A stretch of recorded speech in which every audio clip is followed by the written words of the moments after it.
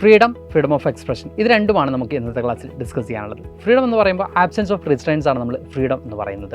അതായത് നിയന്ത്രണങ്ങളുടെ അഭാവമാണ്, ബാഹ്യപരമായിട്ടുള്ള അല്ലെങ്കിൽ എക്സ്റ്റേണൽ ആയിട്ടുള്ള എല്ലാ കൈൻഡ് ഓഫ് നിയന്ത്രണങ്ങളുടെയും അഭാവത്തെയാണ് നമ്മൾ ഫ്രീഡം എന്ന് പറയുന്നത്.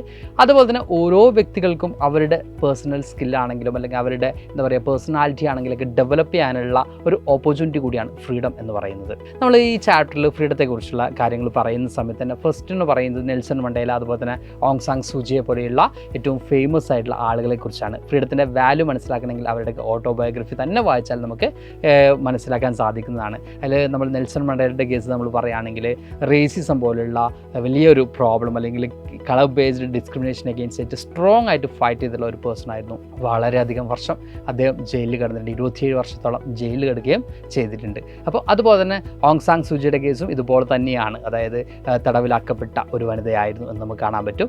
അപ്പോൾ ഇവരുടെ രണ്ട് പേരുടെയും ഓട്ടോബയോഗ്രഫിയിലൂടെയാണ് നമുക്ക് ഈ ഒരു ഫ്രീഡം എന്നുള്ള ചാപ്റ്ററിൽ ഫ്രീഡത്തിൻ്റെ വാല്യൂ എന്താണ്, ഫ്രീഡത്തിൻ്റെ ഇമ്പോർട്ടൻസ് എന്താണെന്നൊക്കെ നമുക്ക് മനസ്സിലാക്കാൻ പറ്റുന്നത്.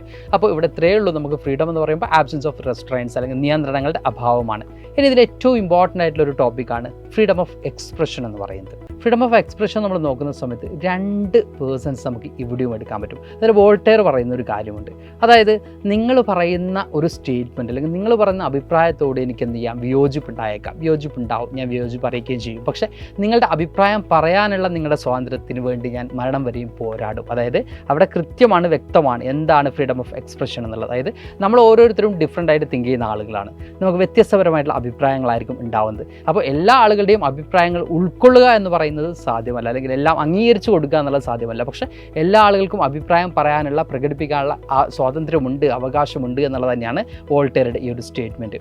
അതുപോലെ നമ്മൾ ജെ.എസ്. മില്ലിനെ നോക്കുകയാണെങ്കിൽ ജെ.എസ്. മില്ല് പറയുന്നത് ഒരു അഭിപ്രായവും ഫോൾസ് അല്ല, അല്ലെങ്കിൽ ഒരു ഐഡിയയും തെറ്റല്ല. എല്ലാ ഐഡിയാസും കൂട്ടിച്ചേർന്ന് അതിലേറ്റവും പെർഫെക്റ്റ് ആയിട്ടുള്ളത് നമ്മൾ ശരിയാണ് എന്ന് വെക്കുമ്പോഴും ഒരു അഭിപ്രായവും തെറ്റല്ല. അതിന് ഞാൻ എപ്പോഴും നിങ്ങളോട് പറയുന്ന ഒരു എക്സാമ്പിൾ പറയുന്നത്, നമ്മളൊരു ഗ്ലാസ് ചായ കുടിക്കണം. നമ്മളൊരു ഗ്ലാസ് ചായ കുടിക്കുന്ന സമയത്ത് ഞാൻ പറയുകയാണ് ഭയങ്കര മധുരമാണ് ഈ ഒരു ചായക്ക്. അപ്പോൾ എൻ്റെ ഓപ്പോസിറ്റ് നിൽക്കുന്ന ആൾ പറയാണ് കുഴപ്പമില്ല, ഒരു ആവറേജ് മധുരമേ ഉള്ളൂ. അടുത്ത് നിൽക്കുന്ന ഒരാൾ പറയാണ് മധുരമേ ഇല്ല ഈ ഒരു ചായക്ക്. ഇത് ഓരോ ആളുകളുടെയും ഒപ്പീനിയനാണ്. ഇതിൽ ഏതാണ് ശരിയെന്ന് ചോദിക്കുമ്പോൾ ദെയർ ഓൺ ഇൻട്രസ്റ്റ് ആണ്, ദെയർ ഓൺ ടേസ്റ്റ് ആണ് അവിടെ അഡ്രസ്സ് ചെയ്യപ്പെടുന്നത്. ഇതുപോലെ തന്നെയാണ് ഫ്രീഡത്തെക്കുറിച്ച് അല്ലെങ്കിൽ അഭിപ്രായത്തെക്കുറിച്ച് ജെ.എസ്. മില്ലും പറയുന്നത്. ഓക്കെ, അപ്പോൾ ഇവിടെ നമ്മൾ പറയുന്നത് ഏതൊരു വ്യക്തിക്കും അവരുടെ അഭിപ്രായങ്ങൾ പറയാനുള്ള അവകാശമുണ്ട്. നമ്മുടെ ഇന്ത്യയുടെ കേസ് എടുക്കുകയാണെങ്കിൽ നമ്മുടെ ഫ്രീഡം ഓഫ് എക്സ്പ്രഷൻ എന്ന് പറയുന്നത് ഫണ്ടമെൻ്റൽ റൈറ്റിൻ്റെ ഭാഗമാണ്, നമ്മുടെ മൗലിക അവകാശത്തിൻ്റെ ഭാഗമാണ്. അതുകൊണ്ട് തന്നെ അത് ഡിനൈ ചെയ്യപ്പെടാതിരിക്കുക അല്ലെങ്കിൽ അത് ലംഘിക്കപ്പെടാതിരിക്കുക എന്നുള്ള ഒരു ഉറപ്പ് കൂടി നമുക്ക് എവിടെ ലഭിക്കുന്നുണ്ട്, ഇന്ത്യയിൽ ലഭിക്കുന്നുണ്ട്.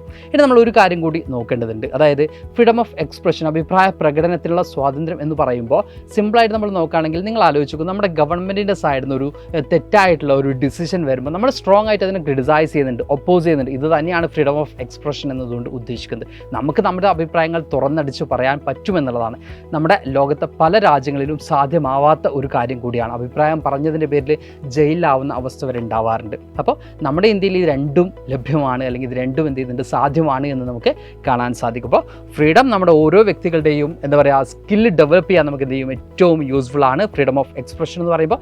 ഏതൊരു കാര്യം നമ്മൾ എന്ത് ചെയ്യാം, ഒരു അതോറിറ്റി പറയുന്നത് മാത്രം ഫോളോ ചെയ്യേണ്ട ആവശ്യമില്ല, നമ്മുടെ അഭിപ്രായങ്ങൾ അവിടെ രേഖപ്പെടുത്താൻ സാധിക്കുന്നതാണ്. അപ്പോൾ ഇതുപോലെ തന്നെ നമ്മുടെ ഈച്ച് ആൻഡ് എവറി ടോപ്പിക്സിലെയും എവറി ചാപ്റ്റേഴ്സിലെയും മോസ്റ്റ് ഇമ്പോർട്ടൻ്റ് ആയിട്ടുള്ള ടോപ്പിക്സ് ആയിട്ട് ഇനിയും ഞാൻ വരുന്നതാണ്. Thank you all, by.